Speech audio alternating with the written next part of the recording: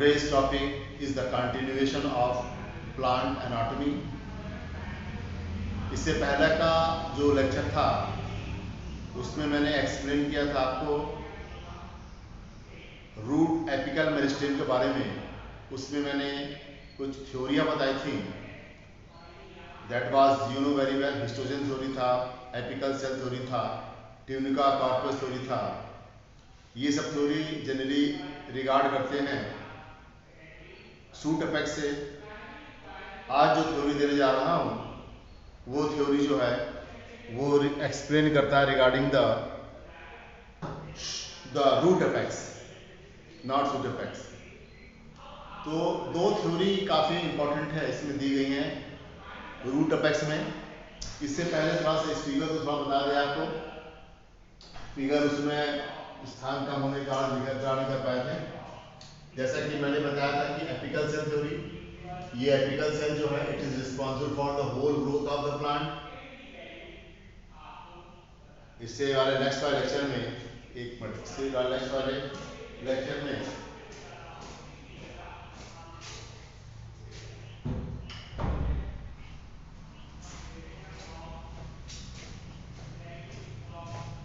इससे वाले जो नेक्स्ट लेक्चर में मैंने बताया था एपिकल सेल थ्योरी बताया था, फिर मैंने हिस्टोजन थ्योरी बताया था, ट्यूनिका कॉर्पस थ्योरी बताया था, एक साइटोप्लाज्मिक जो सेल थ्योरी था। जो ये फिगर जो है रिवॉल्व करता है apical cell theory, histogen theory और ट्यूनिका कॉर्पस थ्योरी पर रिवॉल्व करता है। तो एपिकल सेल थ्योरी में मैंने ये कहा था कि एपिकल सेल थ्योरी में सिंगल सेल जो होते हैं that is apical cell, apical meristem, they are responsible for the formation of all the plant, and the theory that was given by Hofmeister and Nageli I have spoken next lecture regarding the morphology of flowering anatomy of flowering plant। तो ये figure है, ये portion apical meristem है, ये grow कर रहा है, इससे ग्रो करने से डेरिवेटिव फॉर्मेशन हो रहा है। अगर इस टाइप का स्ट्रक्चर अगर आपको क्वेश्चन पूछा जाता है, यहाँ पर अगर ध्यान दीजिएगा, इस पोर्शन को मैंने एपिकल सेल कहा है, इस पोर्शन को मैंने इंडिकेट किया डेरिवेटिव के बारे में बताया है, डेरिवेटिव सेल्स हैं। तो ये स्ट्रक्चर जो पूरा कॉन्स्टिट्यूट क्या कर रहा है एपिकल सेल थ्योरी के बारे में बता रहा है, जिसमें ये रिस्पॉन्सिबल है उसके ग्रोथ का। किसके ग्रोथ का? पूरे whole plant of the body, whether I am talking about root और किसी के बारे में बात करें, सबके ग्रोथ के बारे में ये बता रहा है, जिसका नाम है apical cell theory.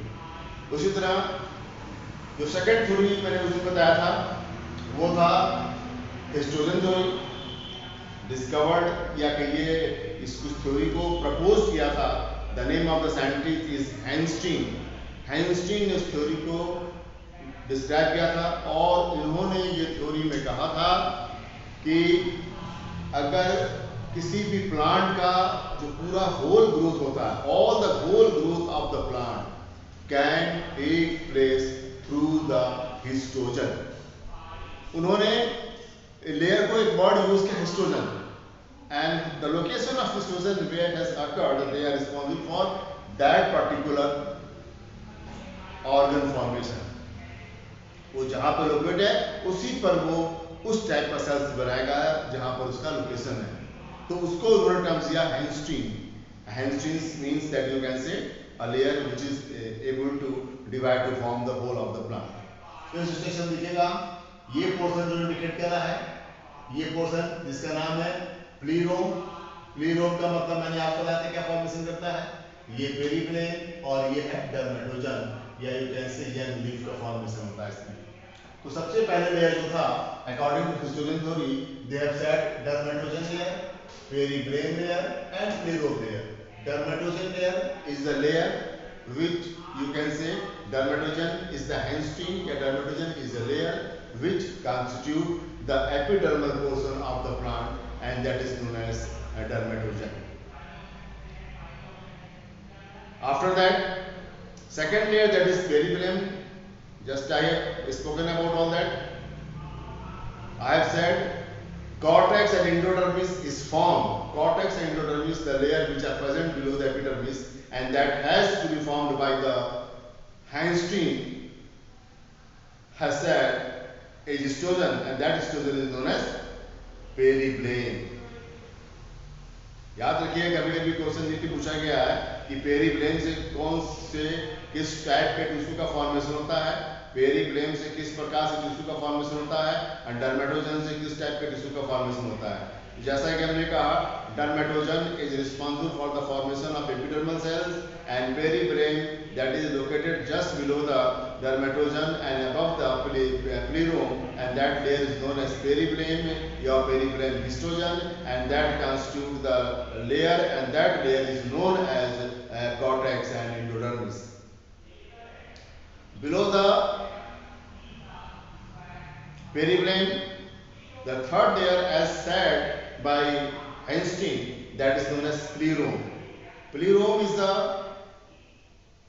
Einstein, yeah, histogen you can say.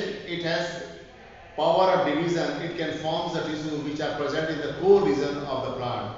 Lichen you can say, steels, and that steel contains pericycle, vascular bundle, vascular tract, and pith. All these tissues are formed from the plerome.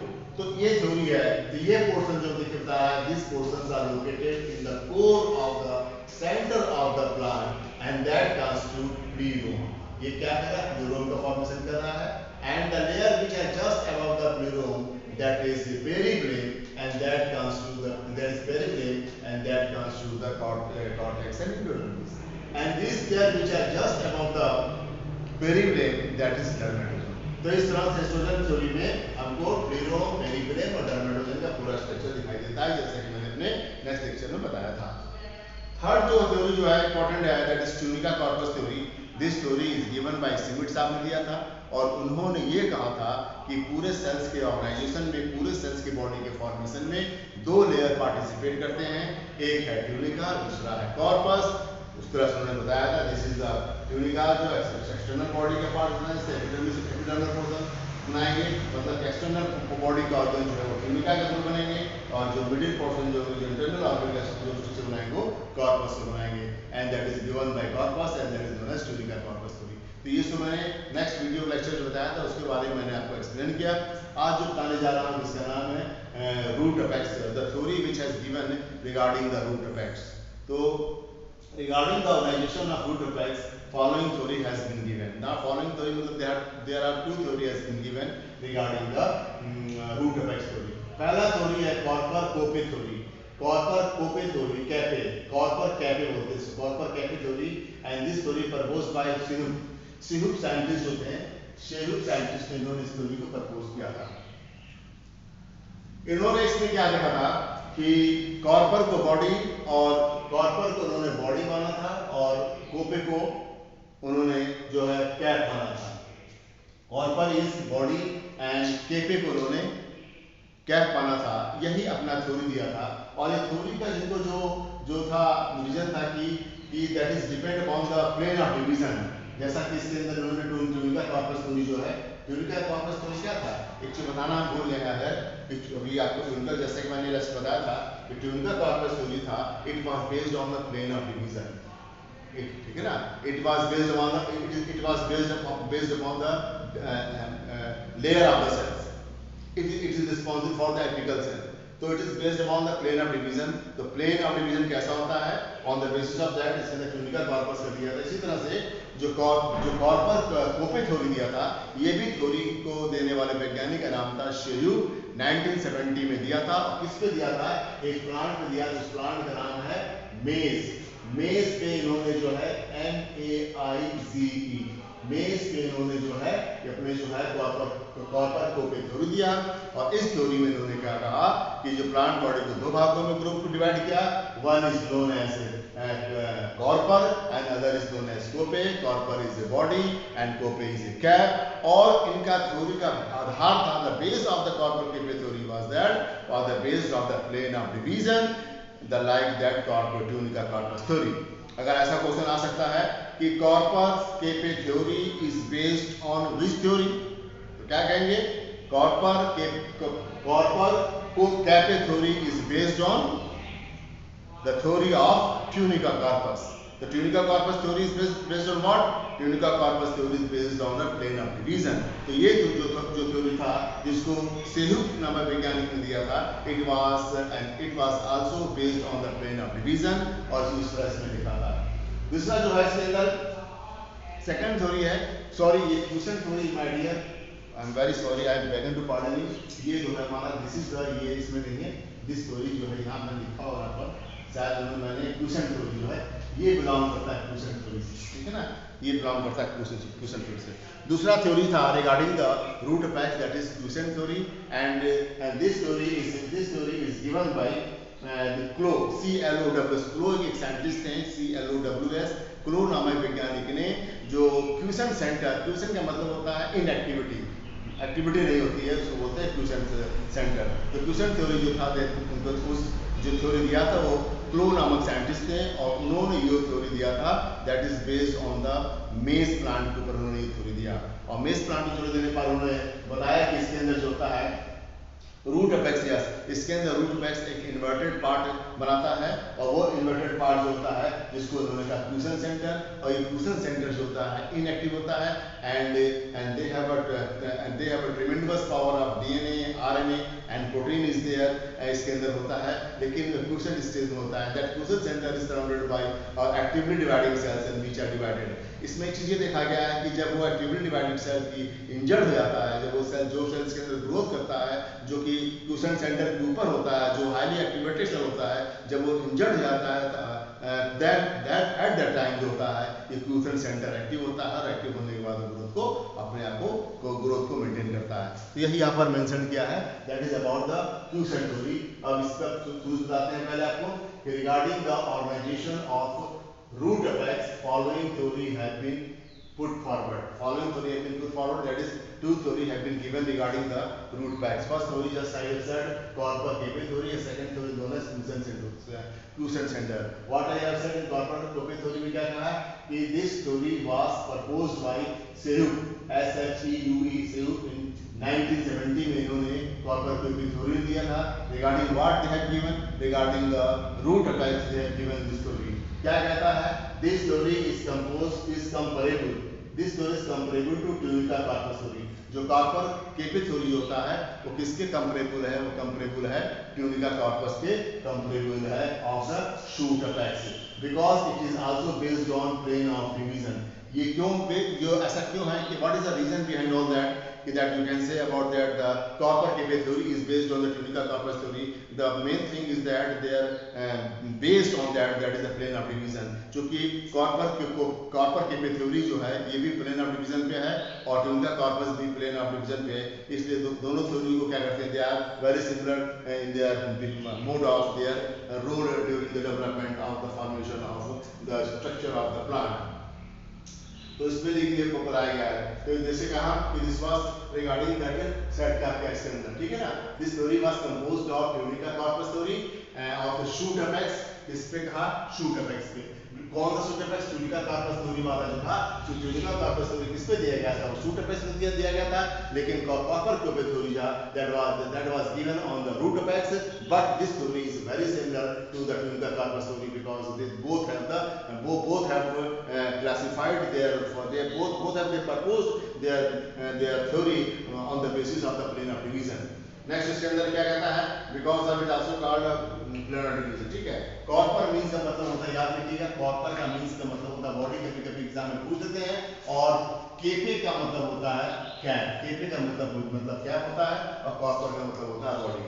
Second theory जो है, जैसा कि इसके अंदर याद रखिएगा, फिर बता दे रहा हूं, कॉर्पर का मतलब याद रखिएगा बॉडी होता है और कैपे का मतलब होता है कैप, कभी एग्जाम में पूछ देते हैं कि इसमें कौन सा कैप है और कौन सा बॉडी है। नेक्स्ट थ्योरी है that is known as question theory, and what they have said regarding the question theory. The question theory को सबसे पहले प्रपोज करने वाले वैज्ञानिक का नाम था क्लो, CLOWES, क्लो साइंटिस्ट होते हैं। इन्होंने 1956 से 58 के बीच में जो है इन्होंने जो थ्योरी दिया, and that theory is known as question theory. अब ये थ्योरी क्या कहता है? क्वेश्चन थ्योरी ये कहता है according to this theory root apex, ये किसका? according to this theory root apex consists of किससे बना? an inverted cup like structure, मतलब कि इसके अंदर जो होता है रूट अपेक्स होता है, जो एक रूट अपेक्स होता है, it is consist of inverted cup like structure and that inverted cup like structure is known as is called as you can say quiescent centre. मतलब कि सबसे पहले कहेंगे कि रूट अपेक्स होता है एक इन्वर्टेड कप की तरह, इस तरह इन्वर्टेड कप की तरह स्ट्रक्चर होता है। इस इन्वर्टेड कप की तरह जो स्ट्रक्चर होता है जिसको क्या बोलते हैं, क्यूसेंट सेंटर बोलते हैं। The cells of this region, अब दूसरी बात है कि पहला उन्होंने क्या कहा, क्यूसेंट का मतलब होता है वेरी स्लो। क्यूसेंट का मीन्स अगर क्यूसेंट डिस्टेंस देखते हो जब सीड का जो डॉर्मेंट डिस्टेंस होता है, डॉर्मेंसी होती है, जैसे सीड भी कुछ दिनों बाद जो है वो जर्मिनेट करता है जब उसको एनवायरमेंटल कंडीशन मिलता है, तो at that time they become not able to divide, that is known as dormant stage. इसी तरह क्यूसेंट स्टेज मतलब दे आर उनकी जो मेटाबॉलिक एक्टिविटीज होती है वो रुक जाती है। तो ये जो बता रहा है इसके अंदर कि इसके अंदर ये बताना चाह रहे हैं कि इसके अंदर जो रूट अपेक्स होता है, जो रूट अपेक्स किस तरह होता है, एक इन्वर्टेड कप की तरह होता है, और इस इन्वर्टेड कप को उन्होंने कहा क्यूसेंट कहा, और क्यूसेंट का मतलब होता है दे आर वेरी स्लो होता है। The cells of the this region is very very very low microbic activity. Microbic activity वहीं पर होता है जहां पर ग्रोथ होता है। तो वो क्यूसेंट सेंटर जो क्या है, that is cup like structure and they are quiescent and they show a very low microbic activity। उसके अंदर डिवीजन बहुत कम होता है, जिसे हम क्या बोलते हैं, क्यूसेंट बोलते हैं। सेकंड जो है, they have low amount of DNA। इसके अंदर यस आई यहाँ पे लो अमाउंट होता है, मतलब कि I yes I for low amount है। इसके अंदर they have low amount of RNA, DNA and protein. इसमें इसके अंदर जो होता है सब बहुत कम मात्रा में high amount of that is present. इससे पहले मैंने जो बोला था, इससे मैंने बोल दिया था, इसके अंदर एक्चुअली वो जो अमाउंट होता है, जो एक्टिवली डिवाइडिंग सेल्स होता है, उसके अंदर ये जो होता है जो कंटेंट होते हैं डीएनए आरएनए उसलिए हम ज़्यादा पाए जाते हैं, लेकिन इसके अंदर जो होता है कंटेंट कम होता है। They have low amount of RNA, DNA and protein. किसमें, क्यूसेंट सेंटर में डीएनए, आरएनए और प्रोटीन का जो है कंटेंट कम होता है, दे कम होता है, and they are surrounded by a layer of actively dividing cell. ये जो होते हैं, जो क्यूसेंट सेंटर जो होते हैं, जो जिसके अंदर आरएनए, डीएनए और प्रोटीन का कंसंट्रेशन कम होता है, वो एक लेयर से कवर्ड होते हैं, सराउंडेड होते हैं। दैट जो वो लेयर की टेंडेंसी होती है, they have actively dividing cells. मतलब you can say about all that the quiescent centre is surrounded by a layer and that layer has a very high power of division की tendency होती है, which are responsible for the formation of a different structure of the root। और वही जो होते हैं जो quotient centre के ऊपर जो होते हैं, जो हाईली डिवाइडिंग सेल्स होती हैं, वो रूट अपेक्स के जितने भी ऑर्गन्स का फॉर्मेशन होता है वही करते हैं।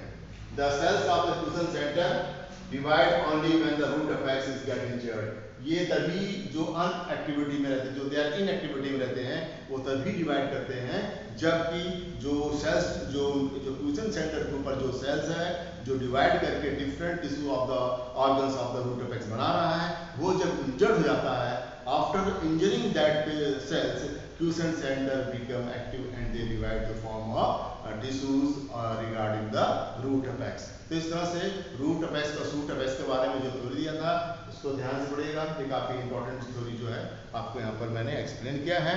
अब जो है इसके बाद जो हम जो लेंगे टॉपिक वो लेंगे, this is all about just I have said regarding the meristematic tissue. Now we will start again the tissue is known as permanent tissues. Permanent tissue are those tissues which do not have able to divide, उनमें division की tendency नहीं होती है। ये जब इस समय बोल रहे हैं डिवीजन टेंडेंसी इसलिए होती है क्योंकि आई एम टॉकिंग अबाउट टिश्यू। जब हम बताएंगे आपको सेकेंडरी ग्रोथ बताएंगे तो तब आपको एक्सप्लेन करेंगे डिफरेंशिएशन, डी डिफरेंशिएशन, रीडिफरेंशिएशन होता है। जब डिफरेंशिएशन और रीडिफरेंशिएशन की एक्टिविटी जब चालू हो जाती है तो ये परमानेंट टिश्यू जो होते हैं इनमें जो है डिवीजन कैपेबिलिटी बढ़ जाती है, ये बहुत डिवाइड करने लगते हैं, जो कि इनका एक फाउंडेड थ्योरी है कि they lost their power of division, वो अपना पावर ऑफ डिवीजन लॉस कर चुके होते हैं। लेकिन रीजन ऐसा हो जाता है कि अब उनको डिवीजन करने की जरूरत पड़ती है प्लांट को, तब क्या होता है कि वो परमानेंट टिश्यू में जो होता है मेरिस्टेमेटिक एक्टिविटीज डेवलप हो जाती है and that is known as dedifferentiation बोलते हैं, जिसको हम आपको फर्दर क्लास में जो है आपको बताएंगे and we will start after some time that is the permanent tissue. Thank you.